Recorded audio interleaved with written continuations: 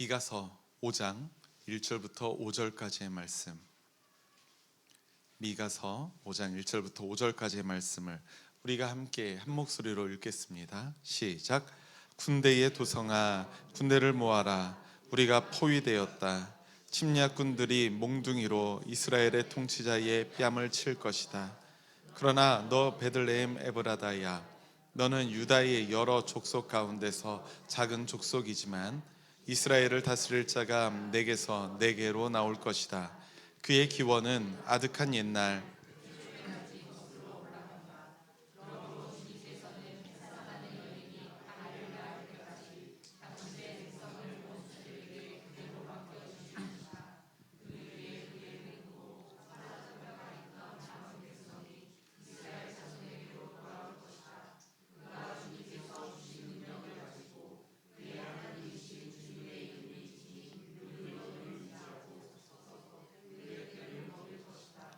그러면 그의 위대함이 땅끝까지 이를 것이므로 그들은 안전하게 살아갈 수 있을 것이다. 그리고 그는 그들에게 평화를 가져다 줄 것이다. 아시리아 사람이 우리 땅을 침략하여 우리의 방어망을 뚫고 들어올 때에 우리는 7 목자 8 장군을 늘 보내서 침략자들과 싸우게 할 것이다. 아멘. 아멘. 할렐루야. 네. 아까 예배 전에는 여러분들의 활짝 좀 밝은 얼굴이었는데 지금은 약간 좀 어두워지신 것 보니까 여러분들이 벌써부터 낮은 곳으로 나아가기를 결단하는 얼굴로, 결연한 얼굴로 이렇게 계시는 것 같습니다. 모두가 남보다 높아지려고 애쓰는 이 세상에서 겸손의 왕으로 오신 우리 주님의 은혜가 우리 사랑하는 초록교회 신앙가족 모두에게 있기를, 늘 충만하시기를 주님의 이름으로 축원합니다. 우리 초록교회 신앙가족들 누군가가 제 마이크, 설교 시간에 마이크 볼륨 조금 올렸으면 좋겠다라고 하셔서 제가 조금 올렸거든요. 지금은 괜찮으신가요? 아니면은 조금 더 올려야 될까요? 예? 괜찮습니까? 네, 알겠습니다. 목소리의 좋고 나쁨이 아니라, 좋고 나쁨이 아니라, 볼륨의 크기를 여쭤본 겁니다. 오늘은 우리 초록교회가 걸어온 2024년도 한 해를 돌아보는 당회가 있는 날입니다. 하울링이 살짝 나네요. 이번 당회를 준비하면서 주님께서 저에게 어떤 마음을 주셨냐면 이런 마음을 주셨어요. 올해 우리 초록교회 당회가 우리가 서로 공동체임을 확인하는 그런 시간이 되었으면 좋겠다라는 마음이 있었습니다. 우리가 서로 공동체임을 확인하는 그런 시간. 공동체는 서로의 약함과 다름을 인정하고 받아들여주는 곳입니다. 그러지 않는다면 그건 공동체가 아니라 조직이겠죠. 그래서 제가 늘 공동체에 대해서 설명할 때에 상징적으로 보여주는 그림이 무지개라고 했잖아요. 무지개는 빨주, 노초, 파남보 7가지 색깔만 있는 게 아니라 그 중간에 그라데이션으로 수많은 색깔이 서로가 어우러져 있는 것처럼 공동체는 빨간색이 주황색 보고 너는 빨간색이 아니니까 저리 꺼져 라고 하면 그것이 어떻게 공동체라 말할 수 있겠습니까? 공동체는 서로가 서로의 다름을, 차이를 인정하고 서로가 서로의 약함을 받아들여주는 그런 곳인 줄 믿습니다. 이렇게 강조하는 것은 저는 제 스스로가 부족한 목사라는 사실을 너무나도 잘 알기 때문에 그렇습니다. 제가 여러분들을 받아들여 주듯이 저도 여러분들께서 받아들여 주시기를 간절히 소망합니다. 제가 대답 안 하신 분들을 제가 적으려다가 말았습니다. 받아들여 주시기를 바랍니다. 네. 오늘 이 예배를 통해서도 우리 초록교회가 하나님의 사랑 안에서 하나의 공동체임을 깨닫게 되었으면 좋겠어요. 그래서 무엇보다 우리의 문안과 우리의 축복이 필요합니다. 오늘도 주변에 있는 모든 교우들과 함께 환대의 인사, 문안의 인사 함께 나누겠습니다. 당신 덕분에 행복합니다. 함께 인사 나눌까요? 당신 덕분에 행복합니다. 여러분들 덕분에 정말로 행복합니다. 네. 올해 대림절 4번째 주일마다 첫째 주, 둘째 주, 셋째 주, 넷째 주 이 4번의 주일마다 우리가 구약 성경의 예언자들을 통해서 대림절 절기의 의미를 한번 되새겨 보고 있지요. 예레미야, 엘리야, 그리고 스바냐, 그리고 오늘 다소 생소한 이름이 연속됩니다. 미가입니다. 오늘 본문에 등장하는 예언자 이 미가는 기원전 8세기에 남유다에서 활동한 예언자입니다. 북쪽에서는 아시리아 제국이 북이스라엘을 멸망시켰고요.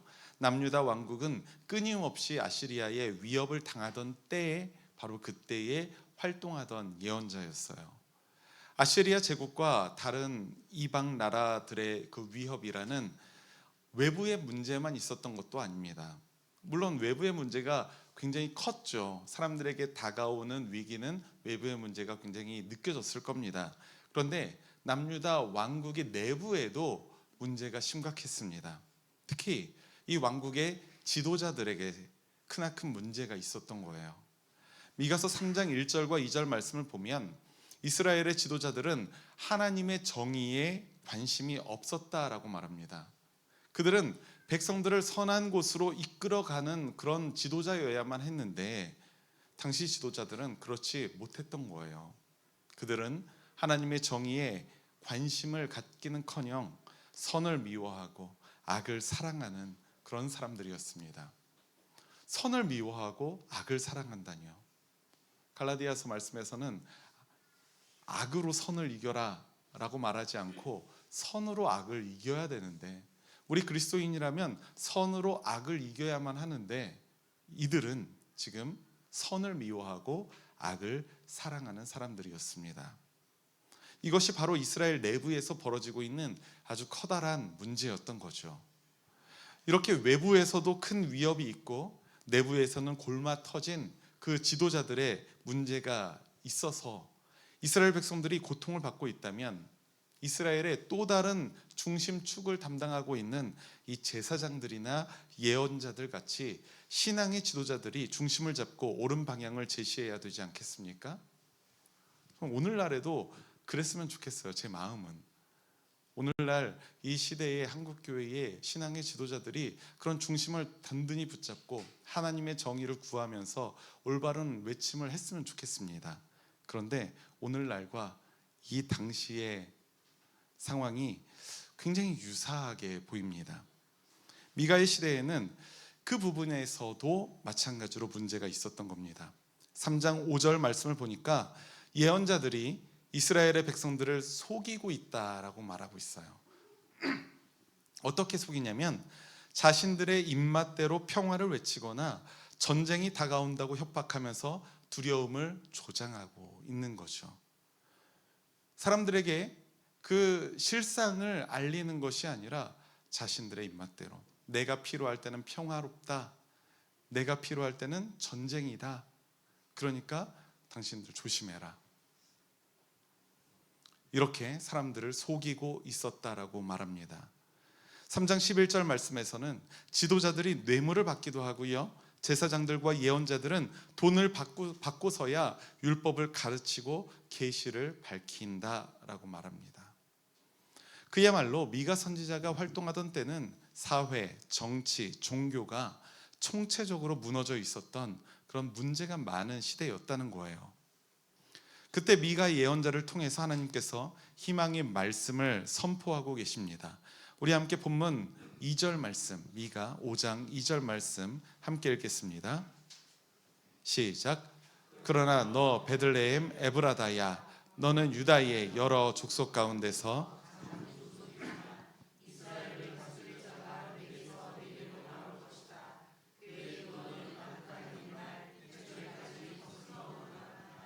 아멘, 아멘. 이제껏 이스라엘을 고통스럽게 했던 그 타락한 지도자들이 아니라 새로운 방식으로 이스라엘을 새롭게 다스릴 자, 이른바 메시아가 나올 것이다 라는 예언입니다. 그런데 여기에서 미가는 베들레헴 에브라다라는 아주 구체적인 특정 지명까지도 가리키고 있다는 것이 이 말씀의 특징이에요. 베들레헴은 아주 작은 마을이었고요, 베들레헴의 옛 이름이기도 한 에브라다는 그 지역에 살던 유다 지파의 한 가문이었는데요, 그 가문은 채 1000명도 안 되는 매우 영양가 없는 매우 작은 가문이었습니다. 그러니까 베들레헴 에브라다, 작고 낮고 보잘것없는 무언가를 가리키고 있는 거예요. 그런데 사실 당시에 이스라엘의 백성 누구든지 붙잡고, 자 여러분, 메시아가 오실 터인데 그 메시아가 온다면 어디로 오겠습니까? 어디에서 태어나시겠습니까? 라고 묻는다면 그들은 뭐라고 대답할까요? 당연히 예루살렘이라고 대답할 거예요. 예루살렘이 그 당시에 가장 큰 도시이기도 했고요, 많은 사람들이 살고 있다는 이유도 있겠지만, 무엇보다 예루살렘에 여호와의 성전이 있잖아요. 그리고 이스라엘에게는 예루살렘이야말로 굉장히 신앙적으로 큰 의미를 가지고 있는 그런 장소가 바로 예루살렘이기 때문에 그렇습니다. 예루살렘이라는 도성에서 메시아가 나지 않으면 어디에서 날까? 라고 사람들은 되물을 수도 있을 거예요. 하지만 미가 선지자의 예언은 너무나 뜻밖입니다. 유다의 작은 마을 베들레헴이 이스라엘을 다스릴 자가 오시는 곳이라고 특정 지어서 말하고 있기 때문에 그렇습니다. 요즘 제가 대림절을 맞아서 초록교회 네이버 밴드에다가 업로드하고 있는 대림절 묵상집 시시, 이 묵상집을 보면 낮고 작고 라는 묵상에 이런 글귀가 있더라고요. 순교자 샤를 푸코는 하나님의 아들이 사람이 되어 구유에 누이심으로 그 누구도 그분보다 더 낮아질 수 없어졌다라고 했습니다. 주님은 겸손과 낮아지심의 본이 되셨습니다. 아기 예수님이 예루살렘이 아니라 베들레헴에서 태어난 이유, 그리고 또한 아기 예수님이 이스라엘의 왕가가 아니라 에브라다라는 작은 가문에서 태어난 이유, 그리고 베들레헴의 그 보잘것없고 허름한 마구간의 구유에 누이심으로 스스로 낮아지신 겸손을 보이셨다. 이것이, 이 이유가 다 같은 맥락이라는 것이죠. 하나님께서 세상을 구원하시는 계획은 인간에게는 늘 숨겨진 계획입니다. 인간의 바람과는 같지 않게 나아갑니다. 세상의 논법과는 전혀 다른 방식으로 하나님의 일을 이루어 가시기 때문에 그렇습니다. 사람이 생각하기에는 예루살렘의 길이 가장 효율적이에요. 왜냐하면 그 길은 넓고 크니까요. 가장 수월할 것처럼 보이기도 합니다. 하지만 하나님은 애써 베들레헴의 길을 통해서 당신의 뜻을 이루어 가십니다. 베들레헴의 길은 좁고 보잘것없는 길이에요. 제가 어린이 예배 시간에 이런 얘기를 했어요. 우리 대한민국에 5천만 국민이 있다면 동해라는 곳을 말할 때 시를 떠올리는 사람이, 동해 시를 떠올리는 사람이 얼마나 될까라고 물었습니다. 제가 호언장담하면서 50%는 채 안 될 거다. 왜냐하면 제가 20대까지는 동해라는 시가 있는 줄 몰랐거든요. 진짜로 몰랐거든요. 그리고 동해시에 지금 저의 친구기도 하고 캐나다에서 목회하는 친구인 목사가 저에게 이런 말을 한 적이 있어요. 자신은 진짜 중학교 때만 해도 전라도의 사람들이 자신과 다르게 생긴 줄 알았다고. 네. 그래서 이 코타치만한 나라에 대체 어떻게 살아가고 있는 것인가 라는 의문이 있었거든요. 저는 이제 사랑하는 사모님과 연애 시절 때부터 동해를 새벽 예배 마치고 차를 끌고 와서 브런치를 먹고 점심을 먹고 다시 서울로 돌아가는 데이트를 종종 했었는데, 그때 왔던 곳이 중에 하나가 부흥횟집이었어요. 물회를 좋아해서. 근데 그렇게 빈번하게 다녔는데 그곳이 동해시인 줄 몰랐습니다. 진짜로 그랬어요. 근데 동해시보다 어쩌면 베들레헴이 훨씬 더 작은 마을이에요. 정말로 보잘것없고 사람들에게 돋보이지 않는 곳입니다. 그곳에서 우리 구주가 나셨다는 것. 하나님의 방식은 인간의 방식과 너무나도 다르다는 것입니다. 세상이 보기에는 너무 작아서, 사람들의 주목을 받지 못하는 베들레헴에서 또한 보잘것없고 작은 가문을 통해서 크고 놀라운 역사를 만들어 가신다는 것이 바로 오늘 본문의 미가 선지자의 증언 아니겠습니까? 이것을 통해서 하나님은 대림절기의 진리가 가장 낮은 곳으로, 작은 곳으로 내려오는 그런 진리라는 사실을 우리에게 가르쳐 주신다는 사실을 여러분들 기억하시기 바랍니다. 미가의 시대 이스라엘의 상황은 어땠습니까? 외환으로는 강대국 아시리아 제국과 이웃 나라들이 강한 힘으로 위협을 하고 있고요. 또 내환으로는 모든 지도자들이 백성들 위해서 군림하고 착취하려고만 합니다. 높아지려고 하는 거예요. 이 모든 것들은 교만의 문제잖아요. 내가 세고 내가 강하고 내가 높아지고 내가 너희를 착취하고 내가 너희를 억압함으로 나는 행복할 수 있어. 모두 다 교만의 문제입니다. 그렇다면 우리가 쉽게 생각할 때에 인간의 논법으로는 어떻습니까? 그 위기를 극복할 수 있는 방법이 무엇이겠습니까? 사람들은 이렇게 말할 거예요. 그러면 네가 더 노력해서 그 사람보다 더 강해지고 더 높아져서 상대방을 끄집어 내리면 전복이 비로소 가능하다. 그리고 그 위기를 극복할 수 있다라고 싶지요. 하지만 하나님은 미가 예언자를 통해서 낮고 작은 베들레헴의 길을 말씀하시는 겁니다. 베들레헴의 길은 낮아지고 작아지지만 연약하지는 않습니다. 왜요? 베들레헴 스스로에게는 능력이 없어요. 베들레헴 스스로에게는 보잘것없음밖에 없습니다. 하지만 겸손한 사람은 주님께서 주시는 능력을 힘입을 줄 아는 사람이기 때문인 줄 믿습니다. 함께 본문 4절 말씀 한 목소리로 읽겠습니다. 시작. 그가 주님께서 주신 능력을 가지고 그의 하나님이신 주님의 이름이 지닌 그 위엄을 의지하고 서서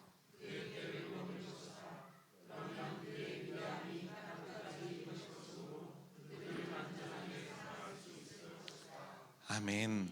이 말씀에서 주님께서 주신 능력을 가지고 또 주님의 위엄을 의지하고 서서, 이러한 표현들이 바로 주님의 능력을 힘입는 것을 말하고 있는 거예요.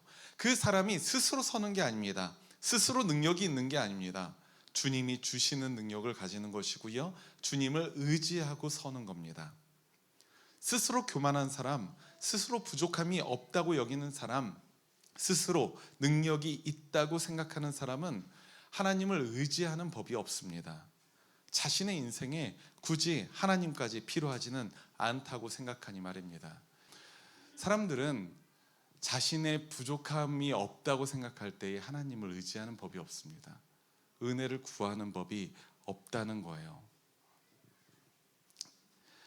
야고보서 4장 6절 말씀에서 이렇게 말합니다. 그러나 하나님께서는 더 큰 은혜를 주십니다. 그러므로 성경에 이르기를 하나님께서는 교만한 자들을 물리치시고 겸손한 자들에게 은혜를 주신다 하고 말입니다. 주님은 겸손한 사람들에게 은혜를 주시는 분인 줄 믿으시기 바랍니다. 누구에게 은혜를 주신다고요? 겸손한 자들에게. 겸손의 길이 바로 예수의 길이기 때문에 그래요. 예수님은 겸손의 왕으로 우리 곁에 오셨습니다. 겸손한 사람에게 베풀어 주시는 그 하나님의 은혜를 우리 초록교회 모든 신앙가족, 우리 신앙 가족들 한 사람 한 사람이 우리들의 평생토록 충만하게 누리시는 은총이 우리에게 있기를 주님의 이름으로 축원합니다. 사랑하는 우리 초록교회 신앙가족 여러분, 서로 높아지려고 또 강해지려고 수단과 방법을 가리지 않는 사람들이 공동체에게는 참 위협이 되는 문제들을 우리는 자주 보게 됩니다. 그런데 그런 상황에서도 더 높아지고 더 강해지려는 시도가 유일한 희망인 양 아등바등하는 사람들이 많아 보이는 것이 참으로 안타까워요. 우리 대한민국이라는 이 나라에서도 그렇고요, 사회에서도 그렇고요, 우리의 공동체에서도 그렇지 않습니까? 그렇게 해서는 모두가 높아지고 모두가 강해지는 세상은 오지 않는다는 것을 우리는 알아야만 합니다. 모두가 1등이 되고 모두가 승리하는 시대는 없습니다. 누군가는 낮아져야 되고 누군가는 바탕이 되어야 되는 것이 우리의 인생의 이치라는 겁니다.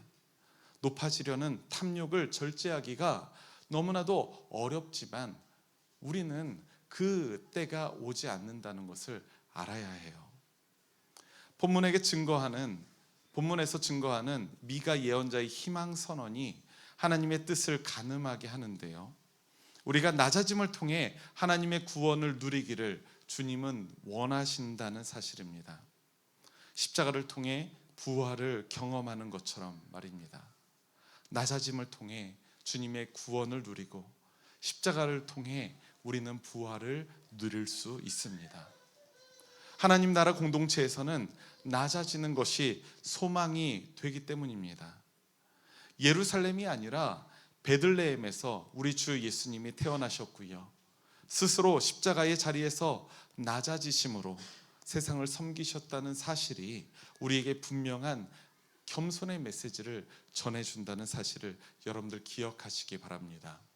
바라기는 우리 초록교회 신앙공동체가 스스로 낮아진 예수님의 그 겸손의 삶을 닮아가는 은혜가 있기를 간절히 소망합니다. 그때야 비로소 깨어진 세상을 회복시키는 하나님의 능력을 우리가 전적으로 의지하여 살아갈 수 있기 때문입니다. 하늘의 보좌를 버리고 자기를 비워서 세상에 오신 예수님은 우리에게 겸손의 왕으로 오셨습니다. 우리에게 따라오라 라고 말씀하시고 주님께서는 나를 본받으라 라고 말씀하십니다.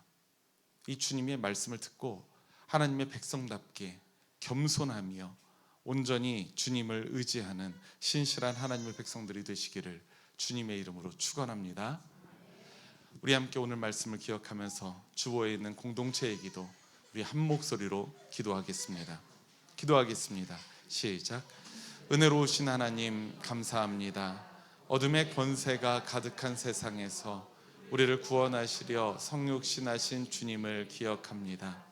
주님께서는 스스로 낮은 곳으로 임하셨건만 우리는 높아지고 강해지려는 욕망에 휩싸여 있습니다. 우리 안에서 희망을 찾으려 헛된 수고를 하고 있습니다.